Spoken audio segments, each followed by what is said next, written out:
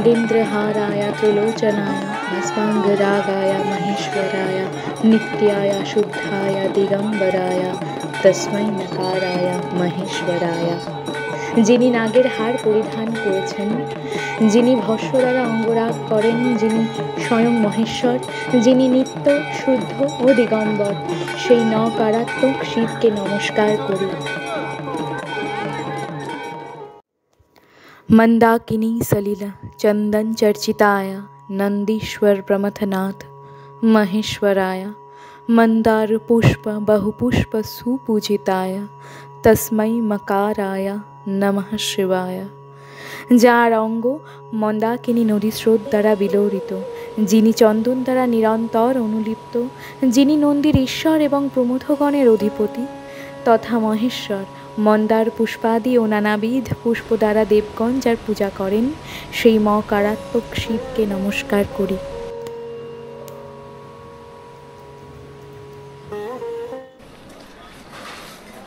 September Wednesday. আমরা এখন এসেছি কেদারনাথ মন্দিরে সকালে পুজো দিতে। সময় হচ্ছে সকাল 6টা, আর প্রচণ্ড ঠান্ডা আছে আজকে। হালকা হালকা ঝিরিঝিরি বৃষ্টি পড়ছে, তো রেনকোটও পরতে হলো, কিছু করার নেই। এখন টেম্পারেচার হচ্ছে 4 ডিগ্রি। দূর থেকে ভেসে আসছে মন্দিরের ঘণ্টাধ্বনি, পুজোর মন্ত্রোচ্চারণ। এখানে প্রায় দোকানপাট ভোরবেলা থেকেই খুলে যায়। গতকাল সৌরদীপ এবং আমি যথাক্রমে 8 ঘন্টা এবং 9 ঘন্টা কেদারের দুর্গম বিপদসংকুল উচ্চ পার্বত্য পথ পেরিয়ে এখানে পৌঁছেছি, অথচ আজ বিশেষ কিছুই বোধ হচ্ছে না। এটি কেদার বাবার মাহাত্ম্য। এখানকার ঊর্জা শক্তি গতকাল থেকে পরতে পরতে উপলব্ধি করেছি, ভাষায় প্রকাশ করা অসম্ভব। ব্যাখ্যা করতে গেলেই প্রশস্ত হাসি আর 2 চোখ বেয়ে জল গড়ে কেবলই।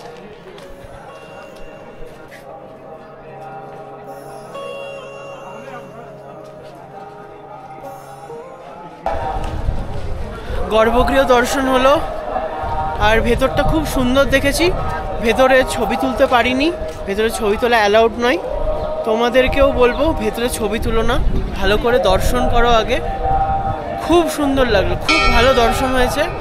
এখন বাজছে ঘড়িতে 7টা, আর ঠান্ডাটা এখনও খুব ভালো আছে, বেশ ঠান্ডা আছে। বৃষ্টিটা একটু কমেছে, তাও রেনকোট খুলতে একটু ভয় লাগছে। তোমাদেরকে বাইরে থেকে সকালের মন্দিরের জায়গাটা দেখাই খালি।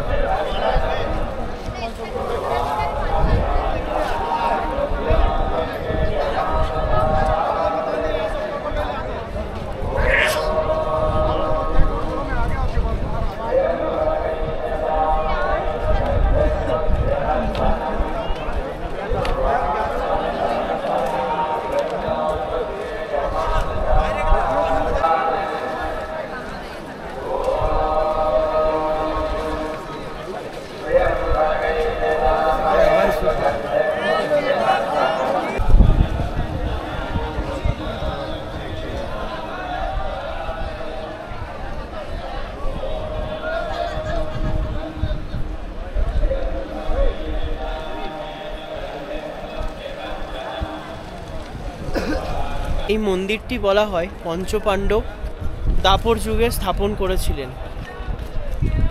পরবর্তীকালে শঙ্করাচার্য এই মন্দিরটির পুনর্নির্মাণ করেন।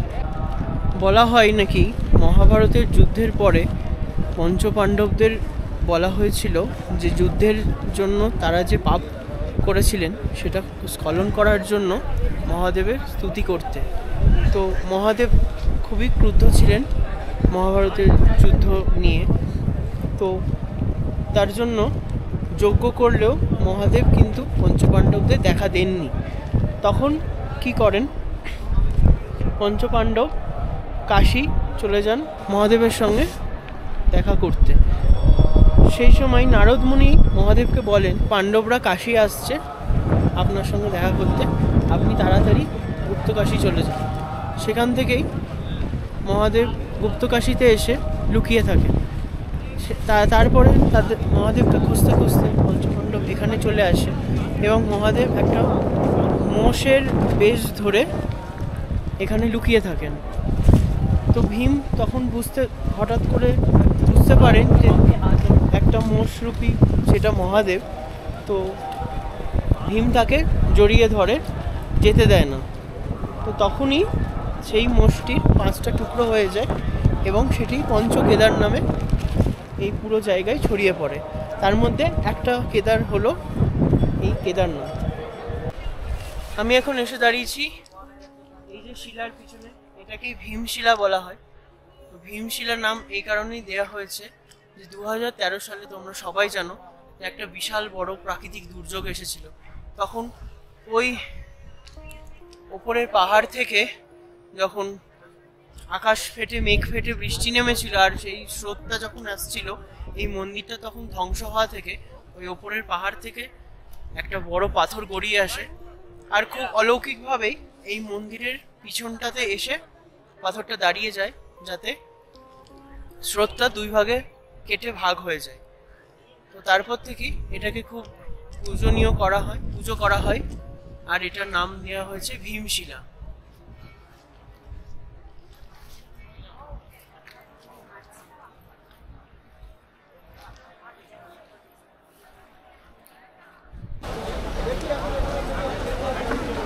টাইম হচ্ছে 5:30।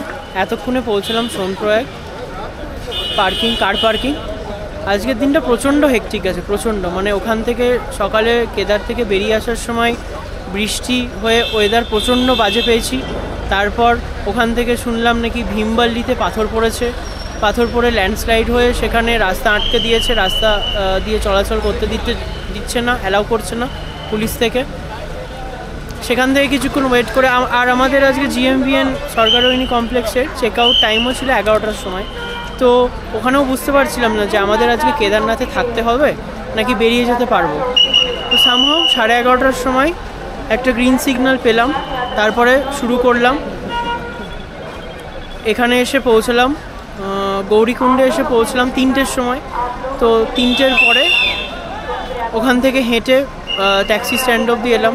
ট্যাক্সি স্ট্যান্ড থেকেও কিছু কোনো রকম পাওয়া যাচ্ছিল না ট্যাক্সি, তো অসুবিধা হচ্ছিল।